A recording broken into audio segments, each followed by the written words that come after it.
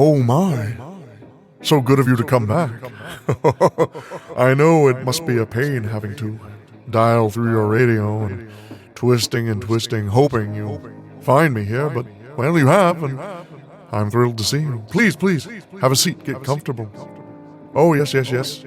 Oh, no, don't even worry about them. No. They mean you no harm. And they can't get in here anyway. Not through the walls, anyway. They're at least a foot thick. Concrete. What's that? No, I didn't make them myself, but sometimes it feels like I did. Oh, what's that? Well, tonight, I figure you sit in my favorite chair. I'll make you a hot cup of tea because it is quite chilly out there. And we'll enjoy this little story I've always enjoyed. Reminds me of enjoying you visiting me. It's called Let Me See Your Face. Yes. Oh, it's a creepy one, yes, but that's what makes us feel alive, right? Well, we'll be listening to this one together after we, of course, sell you a little something, even where I am, money still talks, 9:30.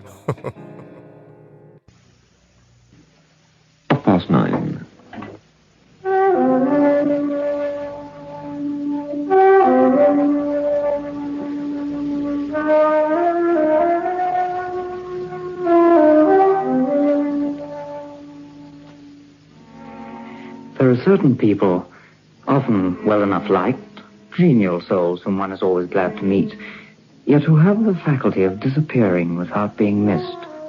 Crutchley was one of them. It wasn't until his name was mentioned casually that evening at the Stourgates that most of us remembered we hadn't seen him for the last year or two. Yes, I remember. I was talking to old Crutchley at the time. Oh, he's awfully sweet. I always liked him. Wasn't it queer? He seems to have dropped completely out of things. For the last year or two, he's been living very quietly with his people in Norfolk. Oh, really? I heard from him only the other day, as a matter of fact. Oh, I never. I wonder why he's chosen to efface himself. He was rather a lamb in his way. I used to adore that shiny black hair of his, which always made me think of patent leather. It's as white as the ceiling now. Pardon? I said it's as white as the ceiling now. Oh, no. We're speaking of Simon Crutchley. Simon Crutchley. I mean Simon Crutchley. But that lovely, sleek hair. What happened? Did he have a nervous breakdown? Something like that. Biotex, the new soak and pre-wash powder, presents Beyond Midnight by Michael McCabe.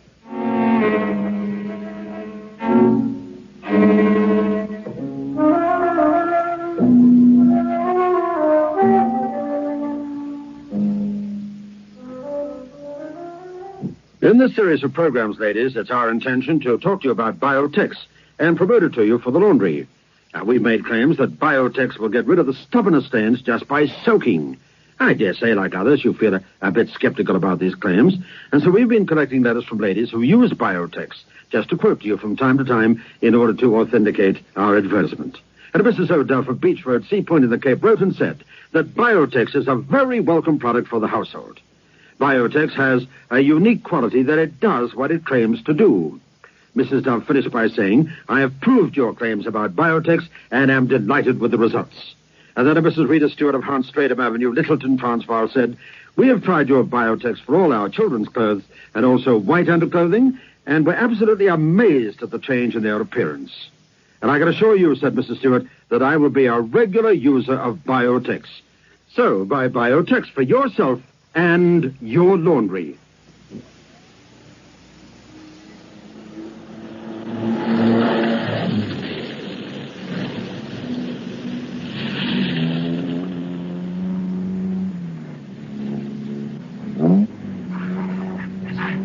Darn cold, isn't it? Good of you, Handy, to share your cab like this. Our ways lie in the same direction. There was a method in my madness, though, Price, old man. I wanted to ask you about Crutchley. Oh. I smell a story. Yes. It's a queer and rather terrible story. There's even one bit that he couldn't or wouldn't tell. So no one but he knows what the sight was that sent him off his head for 6 months and turned his hair as white as snow. The night's young yet. Come to my place to have a drink. I'll tell you all I know. Driver.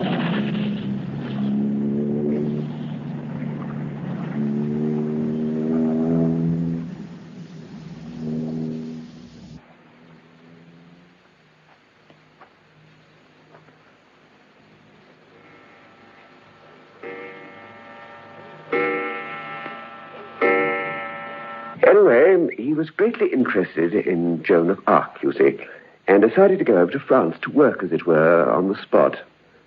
I don't know if you like Rouen. Crutchley was delighted with it. He found a hotel practically undiscovered by the English and the Americans.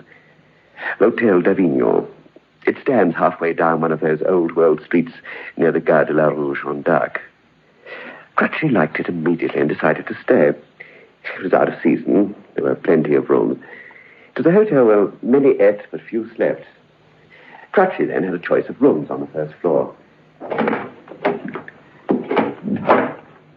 Monsieur?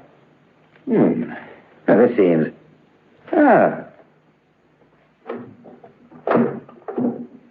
There's a little garden out here. Oui, monsieur. The hotel is very old. It is built onto the side of the hill. The garden... And the garden's a story about the street. Oh, I care for this.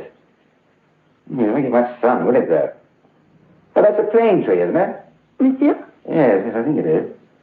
It's so quiet. Reminds me of some of the little squares in the Inns of Court. Oui, monsieur. Yes, please. I should like this room.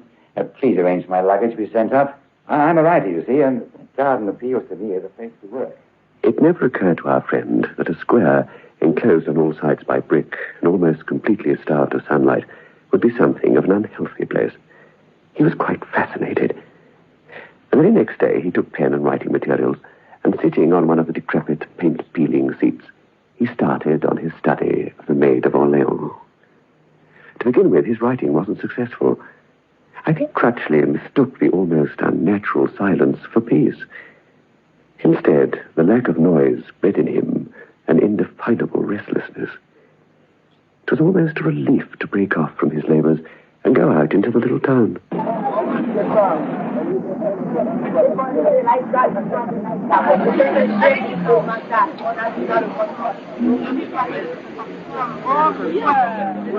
Crutchley had 5 days at the hotel, 5 fruitless days as far as work went, when something strange happened. It was his habit to undress in the dark because his window was overlooked by dozens of others. One night, he was smoking and stepping into his pajama trousers when he wandered over the window and looked out.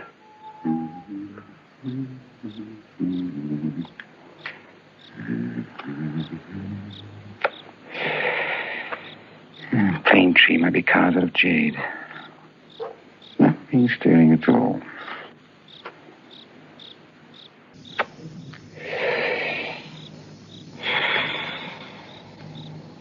He looked down to the old green seat where he'd tried to work only that morning.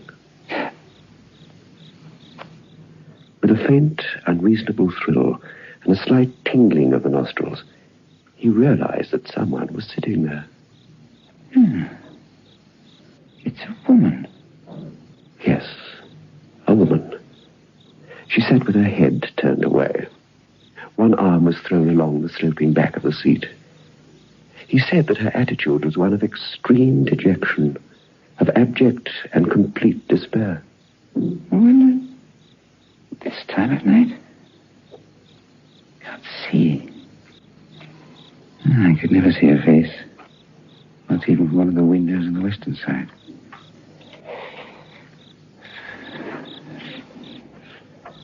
Scarf she's wearing hides completely. You can never know the sorrows of others. So many people in this world, in every country. Alas. Crutchley, you're a romantic. Probably one of the chambermaids had a tiff for the head waiter. Yeah, she doesn't look. And then he went to bed, but made no effort to sleep. Instead, he lay there, his mind full of the woman and her attitude upon the old leaning seat.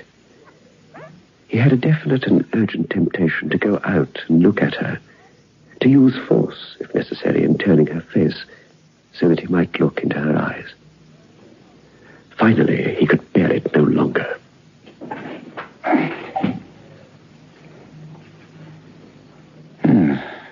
She's gone. Yes, well, you didn't expect her to sit there all night, did you, Crutchley?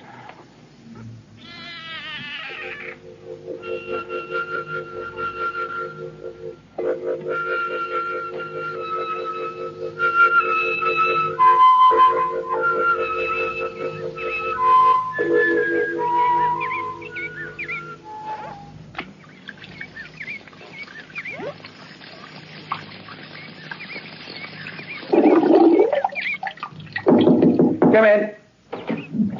Good morning, monsieur. Good morning. You sleep well, monsieur? I got so. Well, I tell you what, we mean to ask you for the last week. Can I have a harder pillow? Monsieur? Pillow. Harder. I'm sorry, my French is about as good as my Lithuanian. I don't speak that at all. A pillow. This thing here. Harder. Ah, oui, oui. Yeah, thanks. Oh, one more thing. Who's the lady who sits out there in the garden late at night? I mean, I say sits. Well, she was there last night anyway. Somehow, though, I did have the feeling that she might go there often. Hmm? Who is she? A sort of sad-looking woman. The chambermaid turned towards the window. Our friend saw a rapid movement of her right hand. It was done very quickly. Just the touch of her forefinger on her brow and a rapid fumbling of fingers at her breast. But he knew she had made the sign of the cross. There is no lady staying in the house, monsieur. Monsieur has been mistaken. Will monsieur take coffee or the English tea?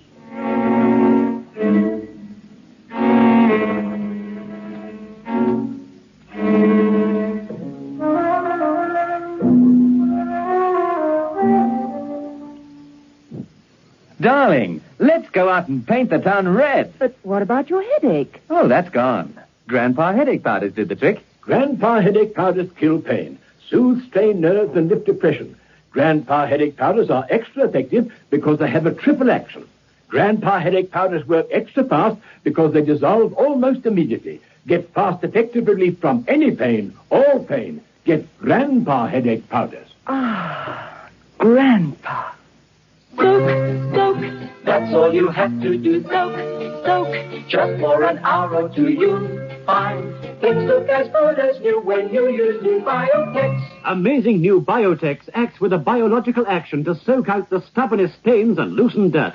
New Biotex is great for all textiles and synthetics, whites and colors. It contains no bleach. Get amazing new Biotex today and let soaking do the washing.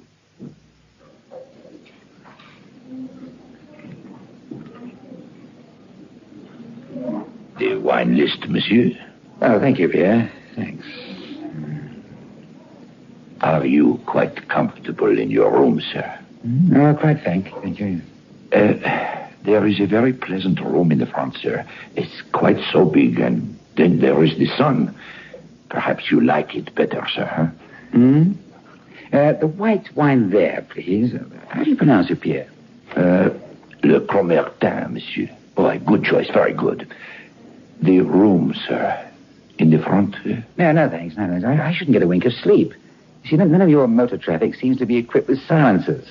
With trams, motor horns, and market cars bumping about all over the place across those cobbles, I should never get any peace. Very good, monsieur. I believe I'm on the trail of something queer here. The chambermaid's been talking to him, obviously. I wonder what's wrong. What they think is wrong. Crutchley forgot about it for a little while and tucked into the very excellent food they served at l'Hôtel d'Avignon. When the head waiter returned to his table, though, with wine, he reopened the subject. Why do you want me to change my room? I do not wish for you to change your room if you are satisfied, monsieur. When I am not satisfied, I say so. Why do you think I may not be? I only wish for you to be more comfortable, sir. There is no sun behind the house. It is better to be where the sun comes sometimes. Besides, I think Monsieur is one who sees. The head waiter's last remark seemed cryptic, but our friend let it go. He didn't feel like discussing the sad lady he'd seen at any length with Pierre. During the afternoon and evening, Crutchley had tried to work. He was incapable of concentration, though. He knew, and he was angry with himself because he knew, that he was eking out his patience until night came, in the hope of seeing once more that still figure of despair in the garden.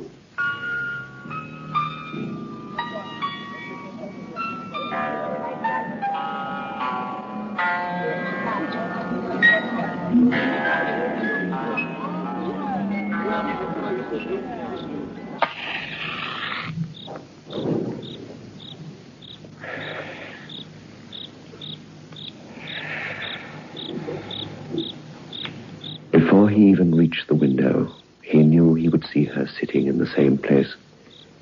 He was unable to explain, even to himself, why he knew. It was midnight.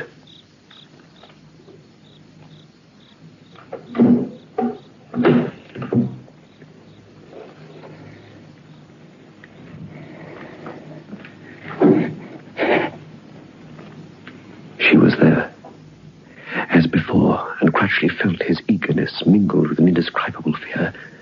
He seemed to hear a cry of warning from the honest workaday world into which he had been born. He said it was like starting on a voyage, feeling no motion from the ship, and then being suddenly aware of a spreading space of water between the vessel and the quay. Madam, look at me. Madam, let me see your face.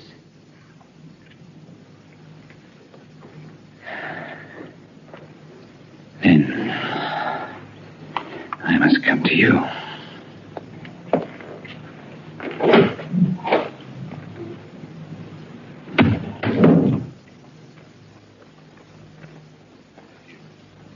Monsieur, where are you going, sir? What the devil's got to do with you? The devil, eh? Bien, monsieur.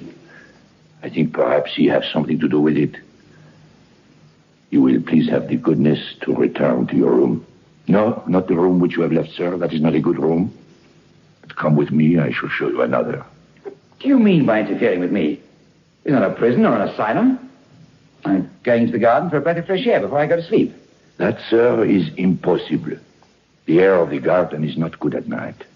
Besides, the doors are locked, and the patron, he have the keys. You're blasted insolent, that's what you are. Tomorrow I'll report you. Now get out of my way.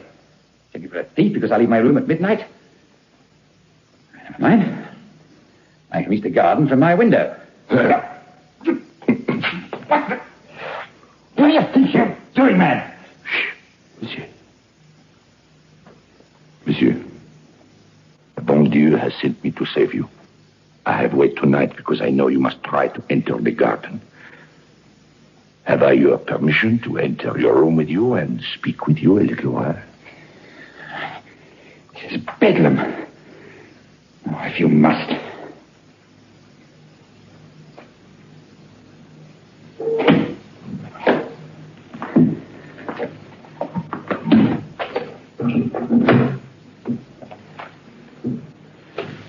I do not think she is there, sir, because I am here and I do not see.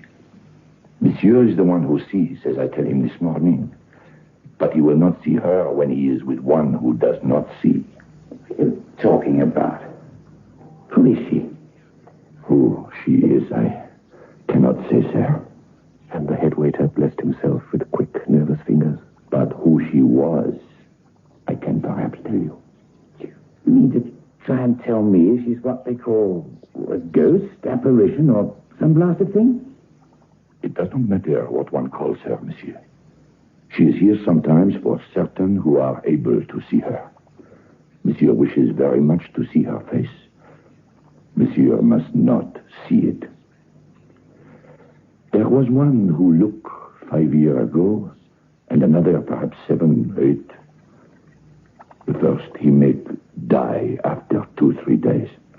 The other, he is still mad. That is why I come to save you, monsieur. There was in this town a notary of the name Lebrun. And in a village halfway from here to Dieppe is a grand chateau in which there lived a lady, une jeune fille, with her father and mother. And the lady was very beautiful, but not very good, monsieur. Go on. But I don't quite see what this has to do with... You will, please. Eh bien, Monsieur Lebrun fell in love with her. I think she loved him too, better as all the others. So he make application for her hand. But he was bourgeois and she was aristocrat. He had not so very much money, and the application, it was refused. And so they find for her another husband who she loved not, and she find herself someone else, and there is divorce. And she have many lovers, for she was very beautiful, but not so very good. For 10 years, perhaps, she make her beauty to make slaves of men, and one he made kill himself because of her. But she does not mind. And all the time, Monsieur Lebrun, he does not marry because he could not love another woman. But at last, this lady, she have a dreadful accident. It is a lamp which blow up and hurt her face. In those days, the surgeons did not know how to make new features. Oh, it was dreadful, monsieur. She had been so lovely, and now she have nothing left except just the eyes. And she go about wearing a long, thick veil because she have become terrible to see. And her lovers, they no longer love. And she have no husband because she have been divorced.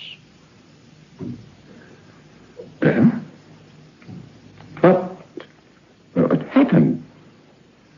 You mean she's the one? Monsieur Lebrun, he write to her father, and once more he make offer for her hand. The father, he is willing because she no longer very young, and she is terrible to see.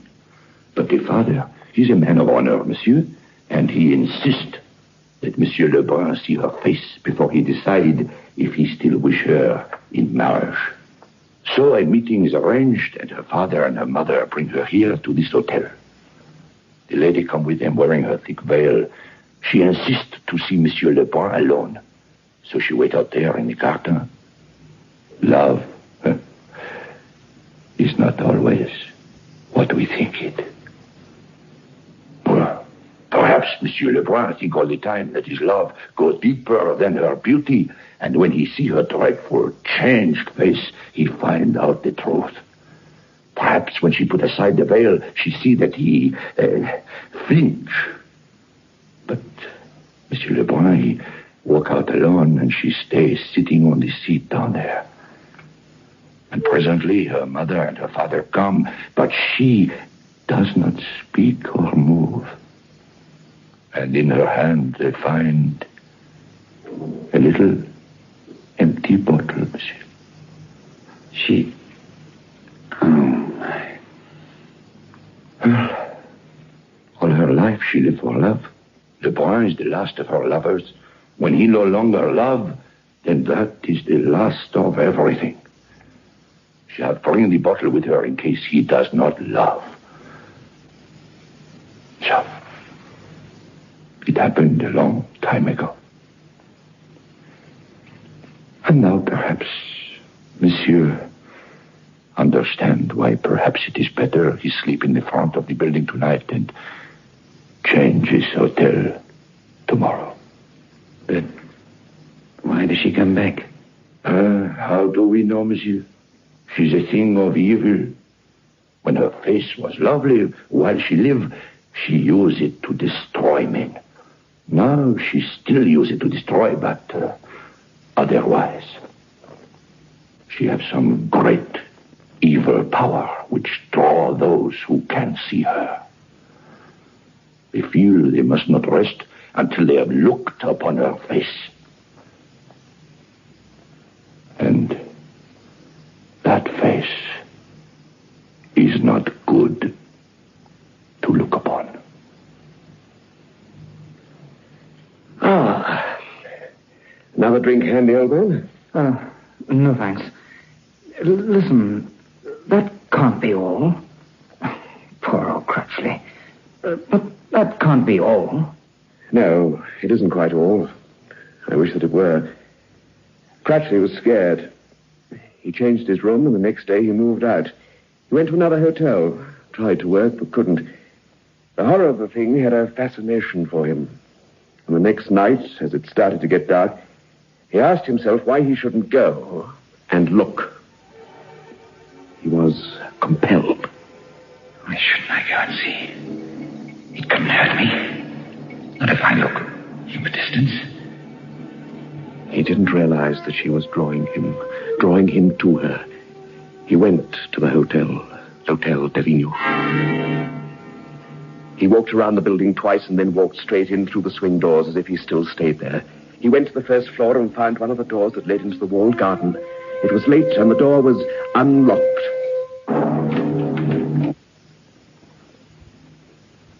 He just stood there, staring in horror at that which sat upon the seat. He was drawn like a moth to a candle flame. Madam, please look at me. Madam, let me see your face. Madam, please look at me. Madam, I know your story and I pity you. Allow me to see your face. He was lost. He knew it. The power was too strong for him. He bent over her.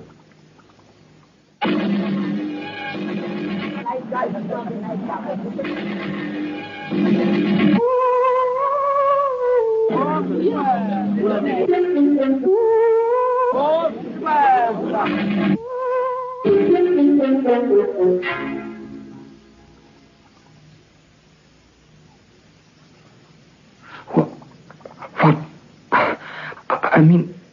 That's the part Crutchley can't really describe. There weren't any features left in her face. But it wasn't just that. It was something much worse, much more subtle.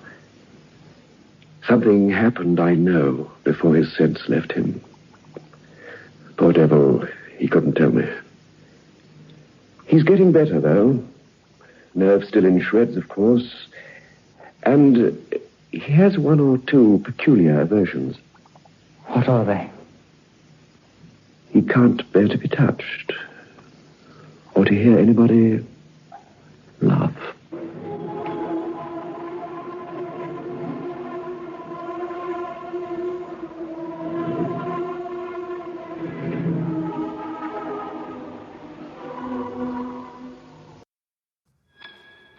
You know, oh, yes, please, have some more tea, please. Thinking about looking into one's face makes me think a lot about when I was but a boy. One of the most amusing things we could do was head out to the wax museum and look at the faces.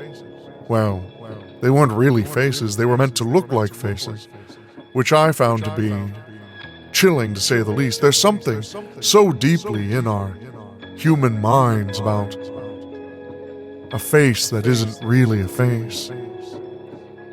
Something about being fooled into thinking our friends are there with us when in reality, well, we don't really know what they are.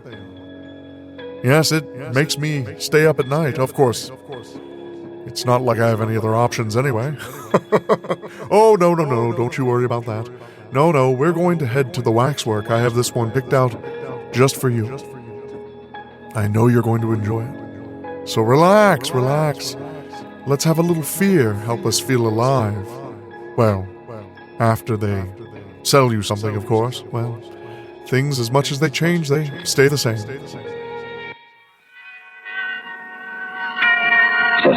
Suspense. And the producer of radio's outstanding theater of thrills, the master of mystery and adventure, William N. Robeson. There is an old definition which describes the theater as a plank on two barrels and a passion. Analogously, we might describe radio drama as a microphone, a voice, and a story.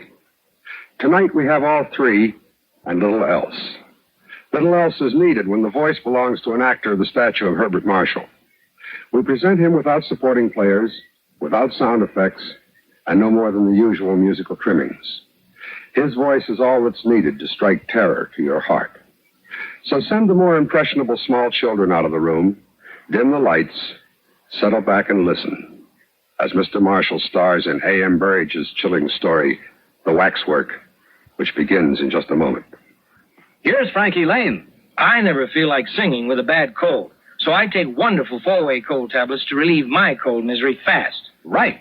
Tests of 4 leading cold tablets proved 4-way fastest acting of all. Amazing 4-way starts in minutes to relieve aches, pains, headache, reduce fever, calm upset stomach, also overcomes irregularity. So when you catch cold, take my advice. Take 4-way cold tablets. It's the fast way to relieve those nasty cold miseries and feel better quickly. 4-way, 29 and 59 cents. Here's a word about another fine product of Grove Laboratories. To get rid of embarrassing dandruff in 3 minutes, change to Fitch Dandruff Remover Shampoo. 3 minutes with Fitch regularly is guaranteed to keep unsightly dandruff away forever. Apply Fitch before wetting hair. Rub in 1 minute. Add water. Lather 1 minute. Then rinse 1 minute. Every trace of dandruff goes down the drain. 3 minutes with Fitch, and embarrassing dandruff's gone. At the same time, Fitch can brighten hair up to 35%. Get Fitch Dandruff Remover Shampoo today. And now, The Waxwork, starring Mr. Herbert Marshall. A tale well calculated to keep you in suspense.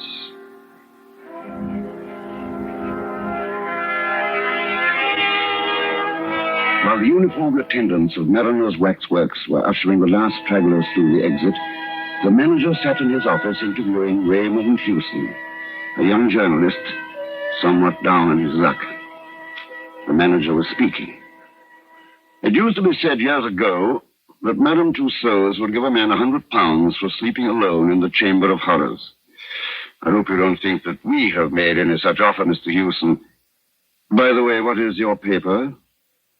I'm freelancing at present. However, I should find no difficulty in getting the story printed. The Morning Echo would use it like a shot. A night with Mariner's murderers. Very well, Mr. Hewson. I must warn you, it's no small ordeal that you're proposing to undertake. I own I shouldn't care to take it on. I should hate having to spend the night alone in the murderer's den. Why? Well, those waxworks represent the lowest and most appalling types of humanity. The whole atmosphere of the place is unpleasant, and if you are susceptible to atmosphere, I warn you that you are in for a very uncomfortable night. Hewson had known that from the moment the idea had first occurred to him. His soul sickened at the prospect. But here was a chance not to be missed. The price of a special story in the Morning Echo. Besides, if he wrote the story well, it might lead to an offer of regular employment. The manager smiled and rose. Well, I think the last of the people must have gone by now. Oh, one condition I'm afraid I must impose on you. I must ask you not to smoke. We had a fire scare down there this evening. I don't know who gave the alarm, but whoever it was a false one. Fortunately, there were very few people down there at the time, or there might have been a panic. And now, if you're ready, I'll take you down to the murderer's den.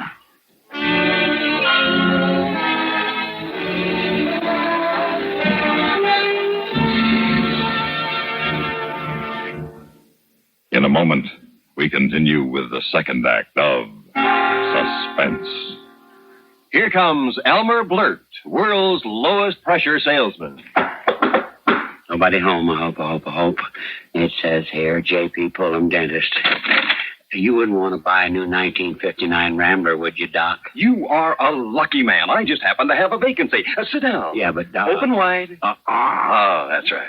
You know, you don't have to sell me on the 59 Rambler. It's first in economy, first in sales gains, and no wonder. Rambler has the best of both. Big car room, small car economy. Yeah, but Don... Oh, relax. Can't you salesmen ever stop selling? You know, Rambler's got quite an idea with that personalized comfort.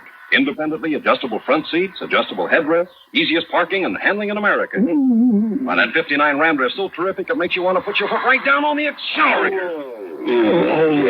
No, that didn't hurt, did it? Oh, gosh, Willikers, no. That's my lower plate you've been drilling. Rambler continues to pass car after car in sales. In state after state, Rambler now outsells all but 2 other makes. Come see why. Drive the success car at your Rambler dealers. And now, starring Mr. Herbert Marshall, Act 2 of The Waxwork.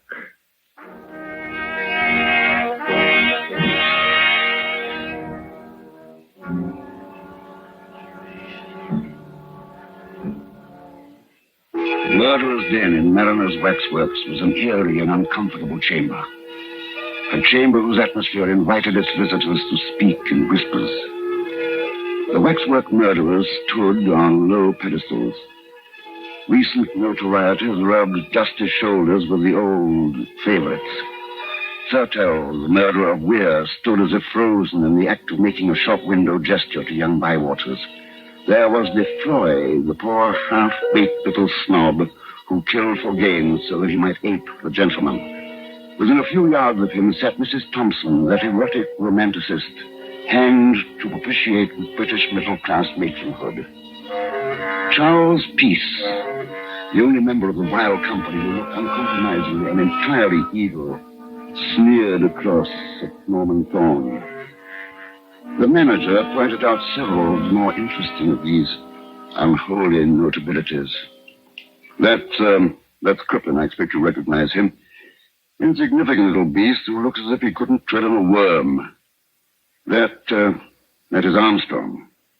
Looks like a decent, harmless country gentleman, doesn't he? There's old Vacky. You can't miss him, of course, because of his beard. And this one. Who's that? Hewson asked in a whisper. Oh, have a good look at him. This is our star. He's the only one of the bunch that hasn't been hanged. The figure which Hewson had indicated was that of a small, slight man, not much more than 5 feet in height. It wore little waxed moustaches, large spectacles, and an opera cape. There was something so exaggeratedly French in its appearance that it reminded Hewson of a stage caricature. He could not have said precisely why the mild-looking face seemed to him so repellent. Who is he? That, said the manager, is Dr. Burdett. Hewson shook his head doubtfully. I think I've heard the name, but I forget in connection with what?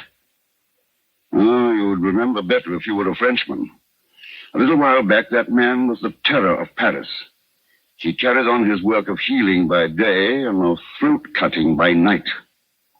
He killed for the sheer devilish pleasure it gave him to kill. And always in the same way. With a razor. But at last he left a clue behind him which set the police upon his track. But he was too clever for them. When he realized that the coils were closing about him, he mysteriously disappeared, and ever since, the police of every civilized country have been looking for him. However, there is no doubt that he managed to do away with himself, and by some means which has prevented his body coming to light. I don't like him at all. What eyes he's got. Yes, this figure's a little masterpiece. You find the eyes bite into you? Well, that's excellent realism, then, for Burdett practiced mesmerism and was supposed to hypnotize his victims before dispatching them. Indeed, had he not done so, it is impossible to see how so small a man could have accomplished his ghastly work. There were never any signs of a struggle. I thought I saw him move. Well, you will have more than one optical illusion before the night's out, I expect, sir. I'm sorry I can't give you any more light, but all the lights are already on. For obvious reasons, we keep this place as gloomy as possible. Well, good night, Mr. Hewson.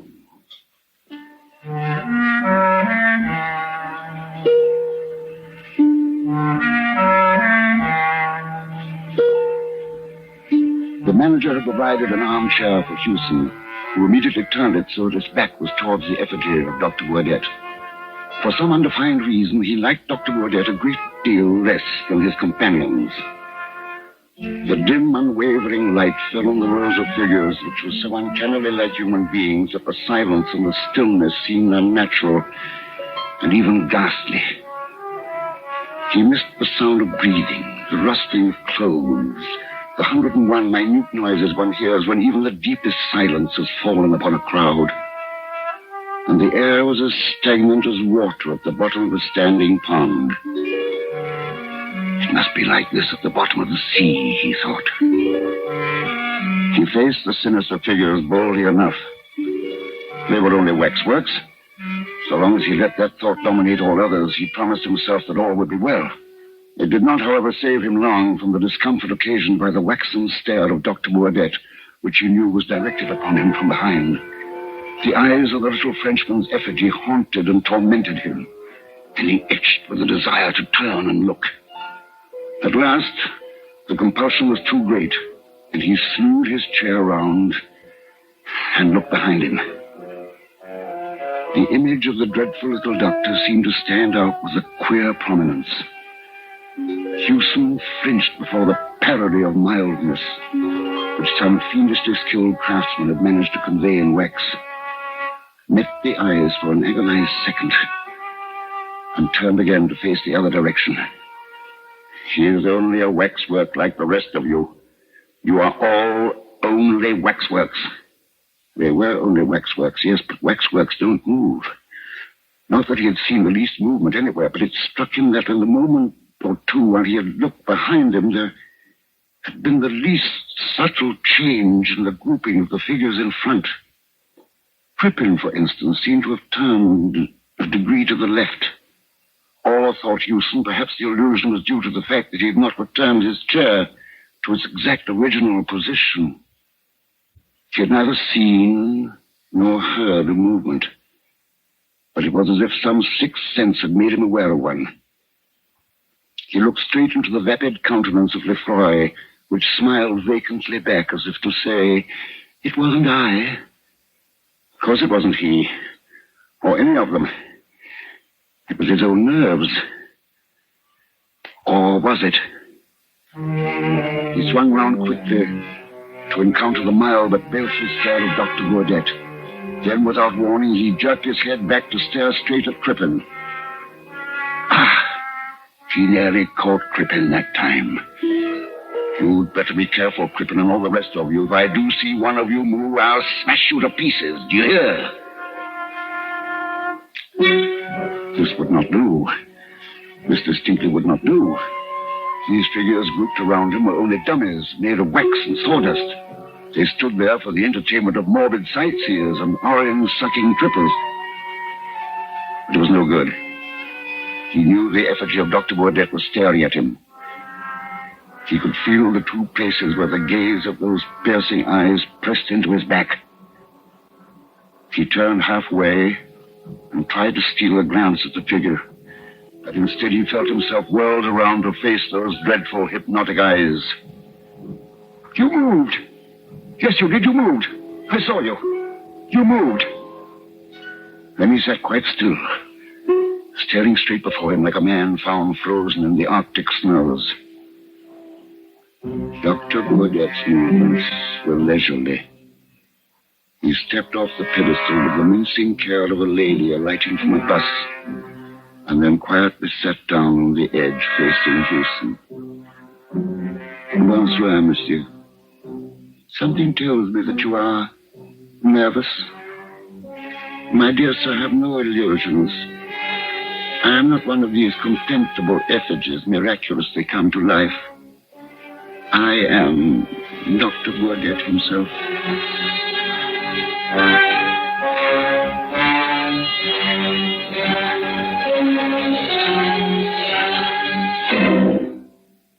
In a moment, we continue with the third act of Suspense. Do you know about the little white tablets in the little green pocket roll? Just a-waiting for the moment when you need 'em to bring your acid indigestion under control. Tums are the little white tablets in the little green pocket roll. Tums for the tummy, Tums, bring relief quicker than you'd ever guess. Best for any kind of acid distress. Keep 'em handy in the pocket roll. Keep your tummy under Tums control.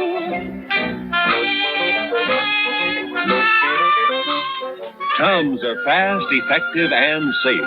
Tums relieve the discomfort of acid indigestion quickly, with no danger of acid rebound, sometimes caused by harsh alkalizers.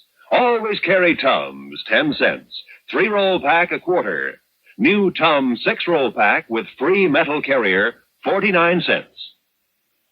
And now, starring Mr. Herbert Marshall, Act 3 of The Waxwork.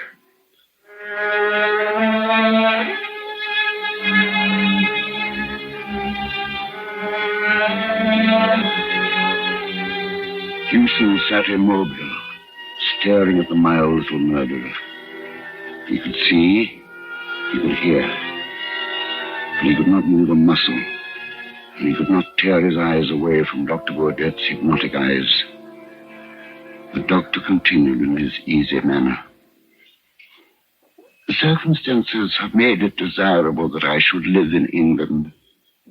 I was close to this building this evening when I saw a policeman regarding me a little too curiously. I guessed that he intended to follow and perhaps ask me embarrassing questions, so I mingled with the crowd and came in here. A coin bought my admission to the chamber in which we now meet, and an inspiration showed me a certain means of escape. I raised a cry of fire, and when all the fools had rushed to the stairs, I stripped my effigy of the cape which you behold me wearing, donned it, hid my effigy under the platform at the back, and took its place on the pedestal. The manager's description of me, which I had the embarrassment of being compelled to overhear, was biased, but not altogether inaccurate. Clearly, I am not dead, although it is as well that the world think I am. His account of my hobby, which I have indulged for years, although through necessity less frequently of late, was, in the main, true. For you see, the world is divided between collectors and non-collectors. With the non-collectors, we are not concerned. The collectors collect anything according to their individual tastes, from money to cigarette cards, from moths to matchboxes. I collect fruits. She paused again and regarded Houston's throat with interest mingled with disfavor. I am obliged to the chance which brought us together tonight, and perhaps it would seem ungrateful to complain. From motives of personal safety, my activities have been somewhat curtailed of late. And I'm glad of this opportunity of gratifying my somewhat unusual whim. But you have a skinny neck, sir, if you will overlook a personal remark. I should never have selected you from choice. I like men with thick necks, thick red necks. He fumbled in an inside pocket and took out something which he tested against a wet forefinger, and then proceeded to pass gently to and fro across the palm of his left hand. This is a little French razor. The blade, you will observe, is very narrow. They do not cut very deep, but deep enough. In just one little moment, you shall see for yourself. I shall ask you the little civil question of all polite barbers. Does the razor suit you, sir? He rose up, a diminutive but menacing figure of evil, and approached Houston with the silent, furtive step of a hunting panther. You will have the goodness to raise your chin a little. Thank you. And a little more. Just a little more. Ah, thank you. Merci. Merci, monsieur. Merci, merci.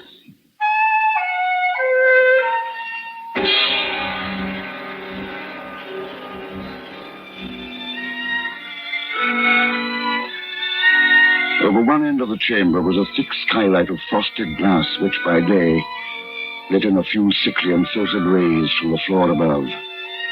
After sunrise, these began to mingle with the subdued light from the electric bulbs, and this mingled illumination added a certain ghastliness to a scene which needed no additional touch of horror. The waxwork figures stood apathetically in their places, waiting to be admired or execrated by the crowds who would presently wander fearfully among them. In their midst, Houston sat still, leaning far back in his swivel chair. His chin was up-tilted as if it were waiting to receive attention from a barber. And although there was not a scratch upon his throat, nor anywhere upon his body, he was cold and dead. Dr. Baudet on his pedestal watched the dead man unemotionally. He did not move, nor was he capable of motion. But then, after all, he was only a waxwork.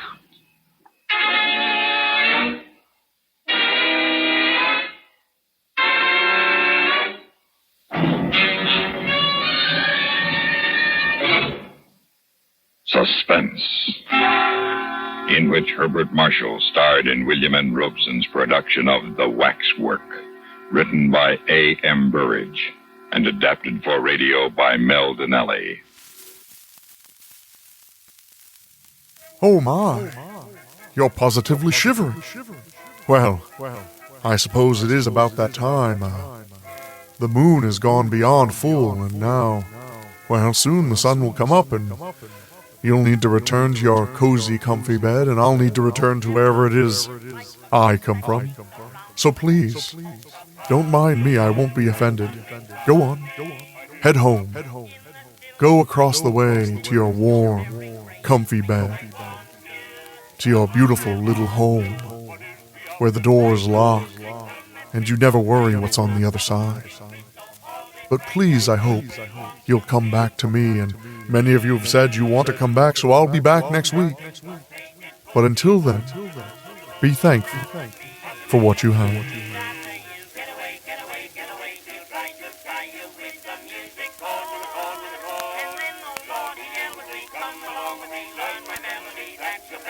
When the change of light begins.